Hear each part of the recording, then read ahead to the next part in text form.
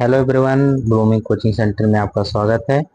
जैसा कि आपको पता है, अगले वीडियो में हम आपको बीटीसी सेकंड सेमेस्टर के हम आपको विज्ञान के साइंस यानी कि साइंस के आपको कुछ क्वेश्चन बताए थे और उसी सिलसिले पे आज हम यानी कि डीएलएड बीटीसी बीटीसी हम फोर्थ सेमेस्टर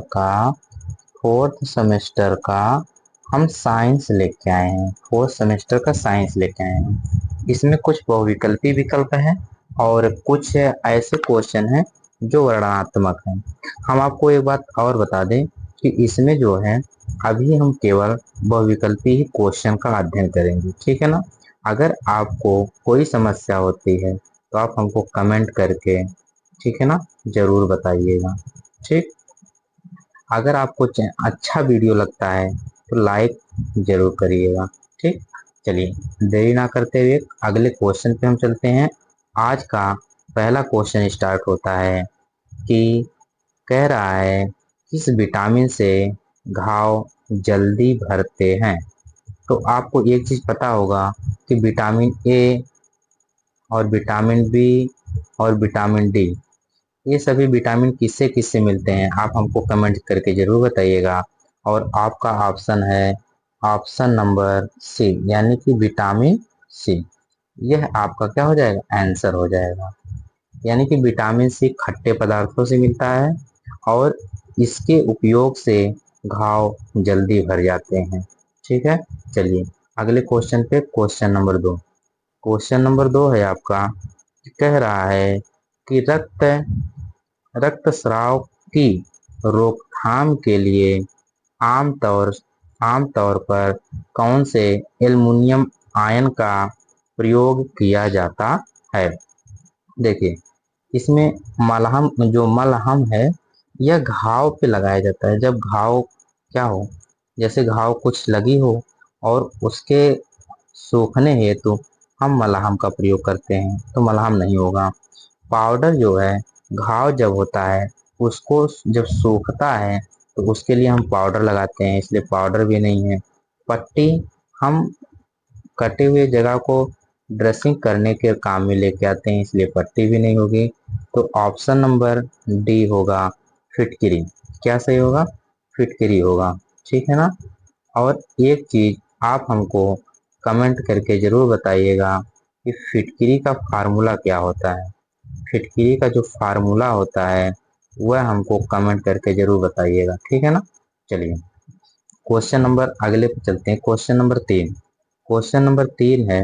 कह रहा है किस जानवर में त्वचा एक श्वसन अंग है। कह रहा है किस जानवर में त्वचा एक श्वसन अंग है। देखिए, ये जो मछली है ना, यह अपने फेफड़े के द्वारा सांस लेती है, इसलिए पहला ऑप्शन गलत हो जाएगा। डॉल्फिन, यह इनके लिए श्वसन जो है वह दूसरा यानी कि त्वचा का कार्य नहीं करता है, ठीक है ना, तो इसलिए ये भी गलत हो जाएगा। कछुआ, देखिए इसमें दोनों ऑप्शन ऑप्शन जो सी डी है यह भी गलत है। कछुआ कछुआ जो है इसके पास नाक होती है और यह नाक के द्वारा सांस लेता है, ठीक है ना। और जो बच्चा है आपका वह है आपका हो जाएगा मेढक। मेढक जो है यह त्वचा के द्वारा सांस लेता है और मेढक आपका सही आंसर हो जाएगा। और मेढक के बारे में जान लीजिए, जो मेढक है यह सबसे बड़ी समस्या इसकी ये है कि पहली जो इसकी त्वचा होती है यह बहुत ही नरम होती है, ठीक है ना, यानी कि बहुत पतली होती है और यह पानी के लिए पारगम्य होती है। ठीक। और जैसे कि इसमें त्वचा के द्वारा सांस लेने वाला और एक होता है, उसका नाम है केंचुआ। कह रहे केंचुआ, जो केंचुआ होता है वह भी त्वचा के द्वारा सांस लेता है, ठीक है ना। चलिए अगले क्वेश्चन पे चलते हैं। क्वेश्चन नंबर 4 है कि प्रकाश संश्लेषण के दौरान पहला यौगिक कौन सा स्थिर होता है। देखिए, जब प्रकाश संश्लेषण होता है तो कार्बन, पहला ऑप्शन गलत। ताप, ये भी गलत। प्रकाश संश्लेषण की बातें कर रहा है तो प्रकाश की भी बात गलत होगी। स्थिर रहने की बात कर रहा है, जब स्थिर रहने की बात करेगा तो इसमें आपका ऑप्शन क्या हो जाएगा, ग्लूकोज। ग्लूकोज क्या होता है, स्थिर रहता है, ठीक है ना। जब यह ग्लूकोज स्थिर रहता है तो यह ग्लूकोज आपके लिए ऑप्शन का कार्य करेगा, ठीक है। एक मिनट, कोई बात नहीं है, थोड़ा सा इधर उधर हो गया था, अभी हम इसको सीख ही रहे हैं, ठीक है ना। तो पहला इसमें जो ऑप्शन है वह डी आपका सही हो जाएगा, ठीक। कौन सा ऑप्शन सही हो जाएगा, ये आपका डी सही हो जाएगा, तो ग्लूकोज आपका सही हो जाएगा। चलिए अगले क्वेश्चन पे चलते हैं। अगला क्वेश्चन है, कह रहा है कि मानव रक्त का पीएच कितना होता है। जो मानव रक्त है उसका पीएच जो होता है वह 6 से 7 की बात कर रहा है, या गलत है। 7 से 8 कर रहा है, अभी गलत है। 8 से 9 कह रहा है, बहुत ज्यादा हो जा रहा है, यानी कि 7 से 8 तक। देखिए ये जो ऑप्शन नंबर आपका है ए वाला, अगर ऑप्शन से कहा जाए तो यह भी आपका होता है, ठीक है ना। लेकिन अगर हम आपको सही बता दें तो इसमें ऑप्शन नंबर आपका डी ज्यादा सही होगा। ऑप्शन नंबर कौन सा, डी आपका ज्यादा सही होगा, ठीक है ना। तो यह ऑप्शन नंबर डी आपका सही होगा, यानी कि यह जो इसका जो पीएच मान होता है, जो पीएच मान होता है इसका, चलिए क्वेश्चन नंबर अगले पे चलते हैं। Question number 6। क्वेश्चन नंबर 6 में कह रहा है कि कौन सा जानवर अंधा है। अंधे का मतलब उसके पास आंख तो है लेकिन वह दृष्टि उसकी बहुत खराब है। तो एक चीज जानते हो, कौवा सबसे चालाक है, ठीक, इसलिए ये वाला गलत हो जाएगा। गिलहरी की बात होगी नहीं। बाज की दृष्टि बहुत ज्यादा होती है, इसलिए इसकी भी ऑप्शन नहीं होगा। यह चमगादड़ जो है, यह चमगादड़ आपका क्या हो जाएगा, आंसर आपका सही हो जाएगा, क्योंकि चमगादड़ जो होता है आप देखे होंगे, यह केवल और केवल पेड़ पे ऐसे दिन में लटका रहता है और इसकी दृष्टि क्या होती है, बहुत खराब होती है, ठीक है ना। तो चमगादड़ आपका आंसर सही हो जाएगा, चमगादड़, ठीक। अगला क्वेश्चन देखिए। अगले क्वेश्चन पे कह रहा है, क्वेश्चन नंबर 7, कह रहा है कि वयस्क जो मनुष्य हैं, वयस्क मनुष्य का सामान्य रक्तचाप कितना होता है। आप लोग जैसे ना, आप बात करते होंगे बीपी की, बीपी, इसी को हम बोलते हैं ब्लड प्रेशर। जब ब्लड प्रेशर प्रेशर जो नापा जाता है तो वह यही बताता है कि रक्तचाप क्या है, यह इसकी हिंदी है ना। तो इसमें देखिए, कह रहा है कि 80 से 90, यह तो कम है। फिर कह रहा है कि ये 80/90, ठीक है ना। फिर 90/100, ये भी गलत है। 100 से 110, ये कुछ आपको लग रहा है। इसके बाद जो ऑप्शन बच रहा है, यह ऑप्शन नंबर आपका क्या होगा, डी सही होगा, ठीक है ना, यही वाला ऑप्शन सही होगा। यानी कि 120 से लेके कहाँ तक, 80, यानी कि 120 क्या होगा, 80, यही आपका ऑप्शन क्या होगा, सही होगा, ठीक। चलिए अगले क्वेश्चन पे चलते हैं, क्वेश्चन नंबर 8। क्वेश्चन आपको समझ में आ रहा होगा क्योंकि ये आप लोगों को क्वेश्चन आता है। देखिए, कह रहा है कि एक पीढ़ी से दूसरी पीढ़ी में आनुवांशिक जानकारी का स्थानांतरण किसके द्वारा होता है। डीएनए का नहीं, एटीपी का इसमें कोई काम नहीं है। फिर कह रहा है कि इसमें या तो जीन का स्थानांतरण होता है या तो आरएनए का स्थानांतरण होता है। तो इसमें जो आपका ऑप्शन है वह आरएनए होगा, ठीक है, राइबो न्यूक्लिक एसिड है, राइबो न्यूक्लिक। अब इसका आप हमको कमेंट करके बताइएगा, जो है जीन का काम क्या होता है, ठीक है ना। ये जो जीन है इनका काम क्या होता है, जीन का काम, जीन का काम क्या होता है पीढ़ी पीढ़ी में, ठीक है ना। इनका जो जीन का काम होता है यह पीढ़ी में क्या होता है, आप हमको इसको कमेंट करके जरूर बताइएगा कि इसका आंसर क्या होगा, ठीक, जीन या आरएनए, ठीक है। चलिए अगले क्वेश्चन पे चलते हैं, क्वेश्चन नंबर 9। क्वेश्चन नंबर 9 कह रहा है कि बेलाडोना, ठीक है, बेलाडोना दवा एट्रोपा बेलाडोना के किस भाग से प्राप्त होती है। जैसे आपको पता है कि हम लोग तुलसी का जब उपयोग करते हैं, तुलसी के पत्ती का उपयोग करते हैं, यानी कि जो दवा के रूप में हम तुलसी का पत्ता लेते हैं, ध्यान से देखिएगा, तुलसी का जो हम पत्ता लेते हैं उसका हम दवा के रूप में प्रयोग करते हैं। तो हम ना तो उसके तड़ की बात करेंगे यानी कि तना की बात करेंगे, ना तो जड़ की बात करेंगे।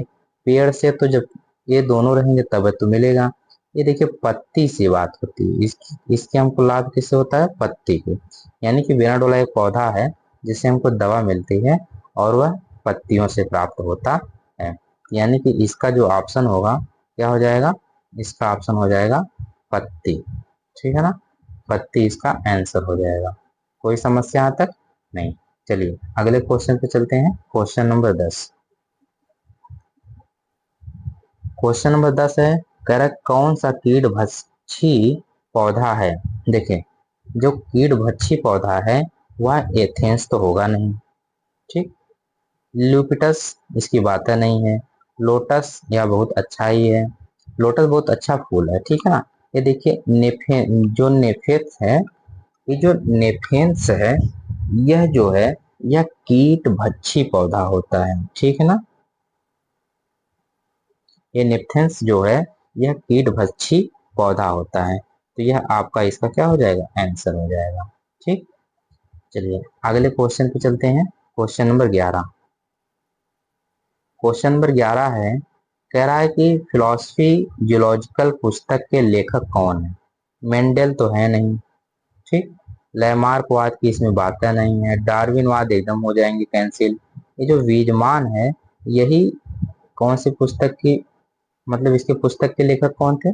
फिलोसफी ऑफ जूलॉजिकल जो पुस्तक है उसको कौन लिखा था? बीजमान लिखा था। तो बीजमान इसका क्या हो जाएगा? आंसर हो जाएगा। ठीक है ना। चलिए अगले क्वेश्चन पे चलते हैं।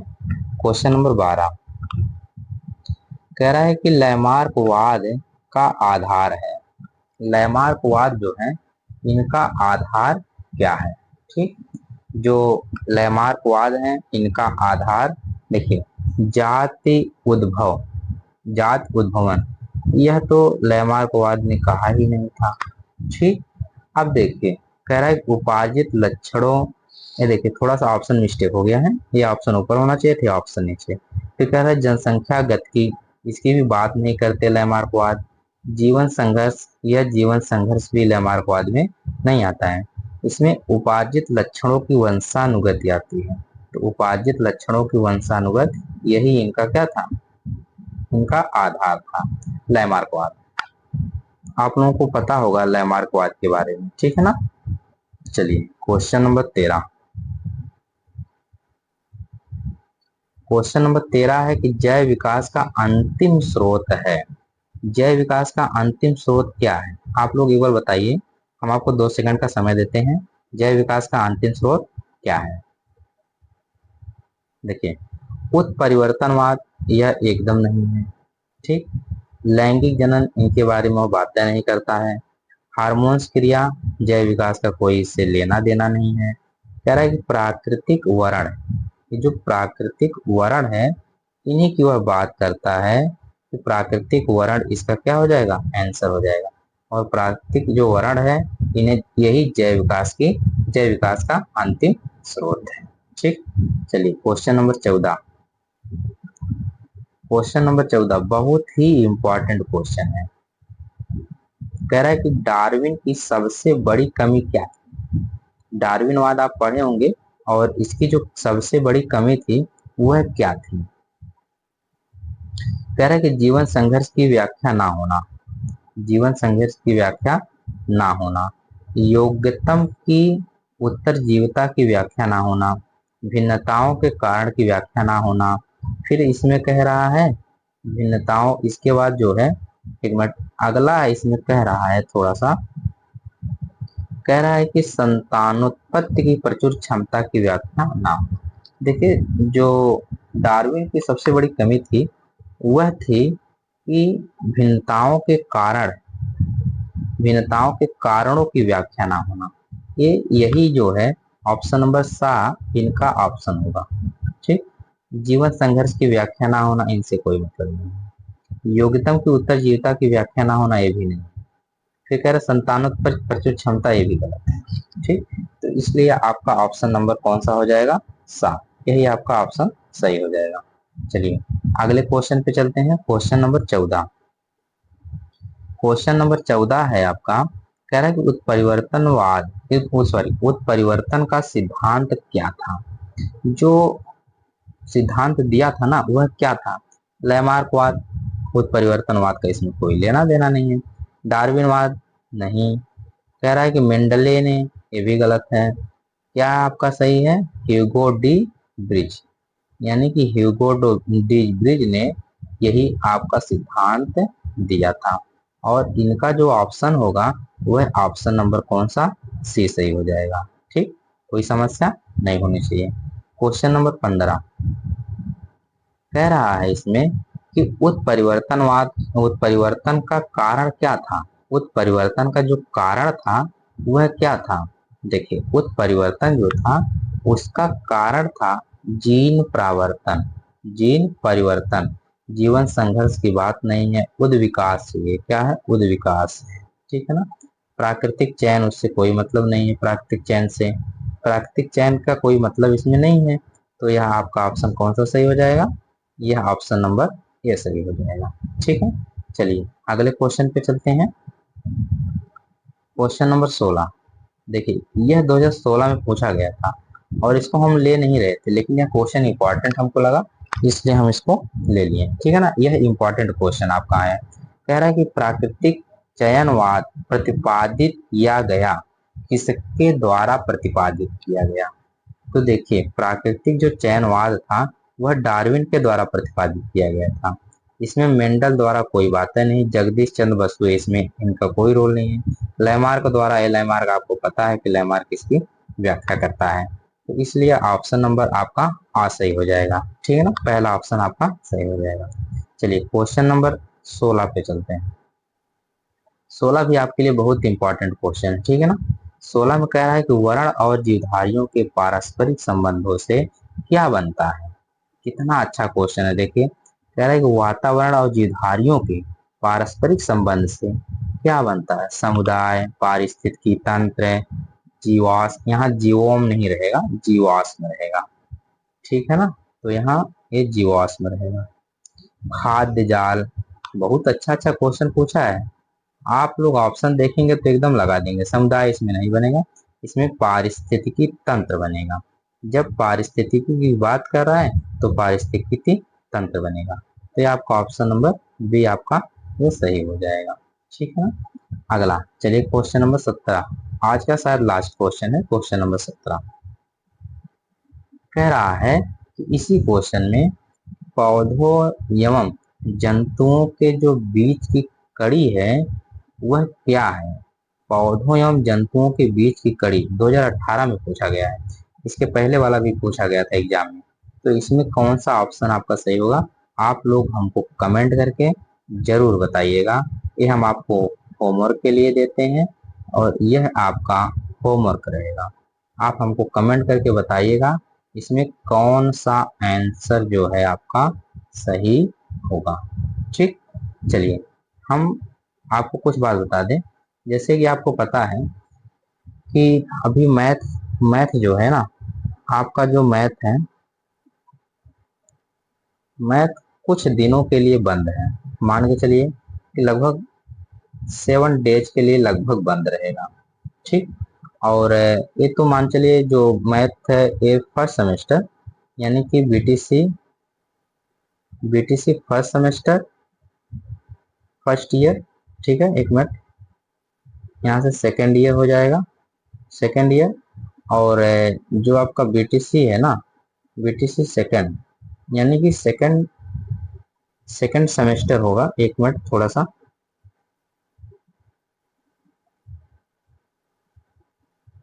चलिए कोई बात नहीं। ये जो सेकेंड सेमेस्टर है,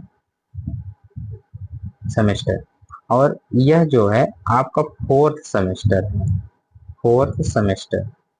इन जो तीनों, यानी कि ये जो है ना, इनके सबके मैं ये लगभग 7 डेज के लिए मान के चलिए तो बंद रहेंगे। इसके बाद जैसा भी होगा आपको सूचना दे दी जाएगी। लेकिन एक चीज आप करिएगा, जो मेरा चैनल है ना उसको आप एक बार लाइक कर लीजिएगा, लाइक करिएगा और कमेंट करिएगा। ठीक, और सबसे पहले उसमें नोटिफिकेशन का ऑप्शन होगा, नोटिफिकेशन का जो ऑप्शन होगा उसको आप ऑन कर लीजिएगा। ठीक है, जब ऑन करेंगे, अगर हम वीडियो आपको डालते हैं तो वह वीडियो आपको सबसे पहले मिलेगी। तो आपका आज के लिए वीडियो देखने के लिए सबसे बड़ा सा थैंक्स। ठीक, बहुत बहुत आपका धन्यवाद।